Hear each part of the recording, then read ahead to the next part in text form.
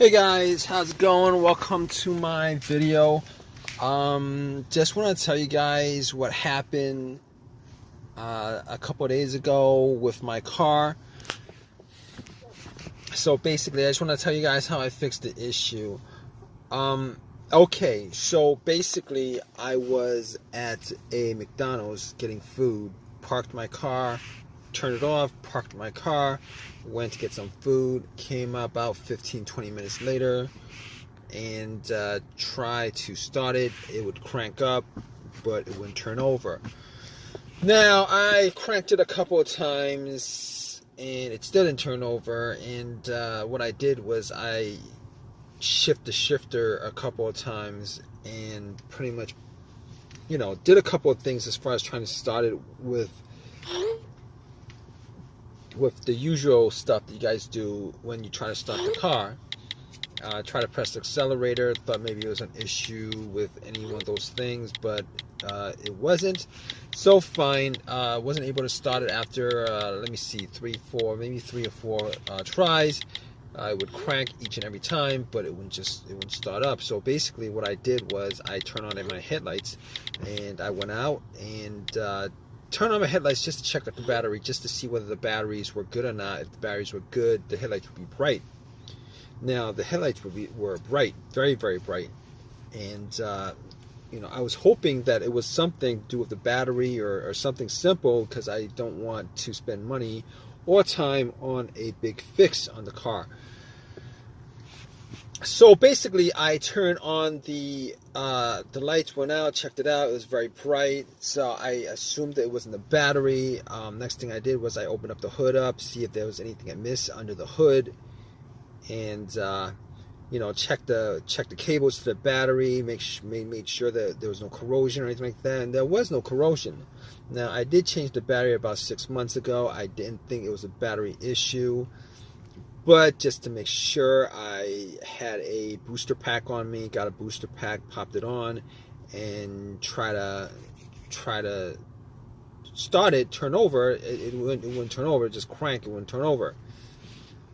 So at that point, I was very, at that point, I knew a couple of things, all right? I knew it wasn't the battery, because my booster pack was close to 100%, didn't use it after I charged it up about a month ago. So it was at 100%. I tried to turn on, it did not turn on, it did not turn on. It did not turn over, it cranked, it did not turn over. But I could rule out a couple of things after that. I could rule out the battery being the problem. I could rule out the alternator being the problem, but I didn't think it was the alternator to begin with. I ruled out the alternator anyway, because normally if it was the alternator, your car would have died on the road while the engine was on, because the alternator wouldn't be charging the battery, and then the battery, would die, and then your car would die. But putting cables onto the battery would have jump started the car, and then once you take it off, the car would die. Okay, good enough. All right, didn't think it was the battery. Ruled out the battery, ruled out the alternator, ruled out, and here's the thing, I also ruled out the ground wire, because sometimes if the ground wire is, it's either loose or not grounded to the frame properly, where rust is in the way, debris or something like that, it would cause a bad connection, and that would cause sometimes it would cause to crank but not start. But normally in those situations, the weak connection would cause the car to slow crank and not start. But the thing about it is, the car cranked up very strong each and every time. So I didn't think it was the ground wire, but I double checked anyway, just in case if you guys don't know what the ground wire is. The ground wire is the wire, the negative cable of your, that connects to your battery. Normally that cable connects to the frame of your car. You guys can trace it to the frame to see whether there's any kind of rust around where it's bolted on. But I didn't see any amount of evidence that there was, that it was obstructing any kind of electricity, on the electrical connection. So basically, I could rule out the ground wire, the battery, the alternator, and On top of that, I thought to myself, well, here's the thing. There was no check engine light. There was no check engine light on the dash. So basically, because there was no check engine light, I could probably, at that point, I was ruling out like everything else that had a sensor that could be causing this issue.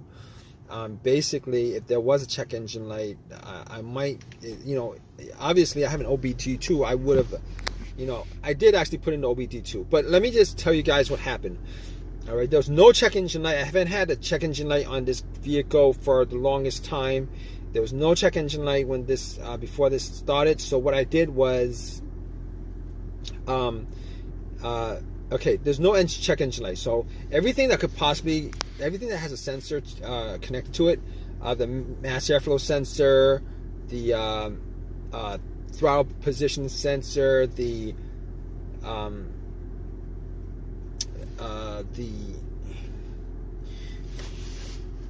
throttle body, crankshaft, camshaft, everything that could possibly have a code that could trigger the check engine light, I pretty much ruled that out. But I have a $20 OBD2 reader that I bought from Walmart.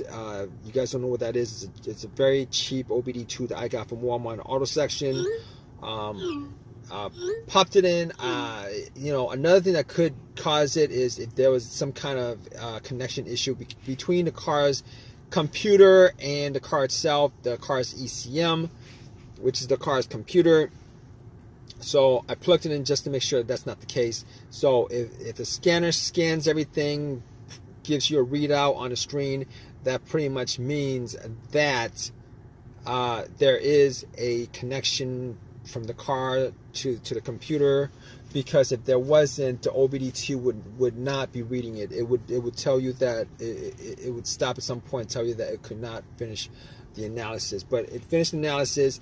It gave me no codes whatsoever. Went through everything. So basically, I pretty much ruled out all those other causes that possibly could cause it. Mass airflow sensor, camshaft, crankshaft, throttle position sensor, anything else that could cause it, I pretty much ruled those out as a result of there not being a check engine light on the dash itself. Ruled it all out. Okay, so also ruled out the computer having issues with connecting to the car, where it would just crank up but nothing else would happen as far as firing it up and stuff like that. So ruled out all those things. So at this point, I was like, maybe I knew what it could possibly be. I had a guess. If I had a guess, I could get a good guess. Give it a good guess of what it could possibly be. It could be a fuse, the ignition, the fob key, the relays. So obviously, knowing that, I did do deductive testing. All right, so I got to the fuse box, checked out all the fuses. There were, just to see whether any of the fuses were burnt.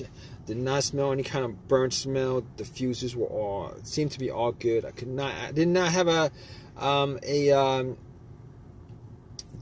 have a fuse tester with me, so I could not test it out in that way to be 100% sure. So I was looking at the relay and thinking it maybe could be the fuel pump relay. But before I did that, I did a little test on a fuel pump before I even got to the fuses and relays. Okay, so basically what I did was I tried to listen to hear whether I could hear some kind of whizzing sound. Okay, basically before your car starts, it primes the fuel pump from the fuel tank, and normally you would be able to hear a whizzing sound. But normally what happens is you would turn the car to the on position, which is what I did, and somebody else would be outside right next to the gas cap, and when you turn it to the on position without cranking, you'll be listening to, whether you hear any kind of noise or sound or some kind of whizzing sound, motorized sound coming from there. If you do, normally that means that the fuel pump is good. Now, I didn't have anybody with me at the time, so I was sitting in my car, had everything off, blower motor off, everything off, and pretty much just tried to turn it to the on position and try to hear it. All right, the on position is the on position before you try cranking. Before you go all the way on cranking it up, before it starts try to turn over and stuff like that. Okay, you shouldn't be hearing a crank when it's on the on position. That's when that position is where all the lights light up on a dash. So basically, what happened was I tried to listen to it inside the car with it on the on position, and could not hear any difference. Cannot make out whether there was a priming sound or not. So at that point, I thought to myself, all right, I'm not going to be able to test it out that way. So I figured out where the fuel pump relay was, and if you guys don't know this trick, just to figure out whether it was the relay, that's blown or whatever, you guys can find another relay, similar relay with the same, numbers, the same exact relay for another component of the car, and then you swap it out. Okay, you can swap it out. So that's what I did. I swapped it out, and guess what, guys? Bam! It actually turned on, cranked, turned over, and as soon as it turned over, I knew it was the relay that was the problem. As soon as it turned over. So at that point, obviously, I found out the culprit of the problem. Was able to drive to AutoZone.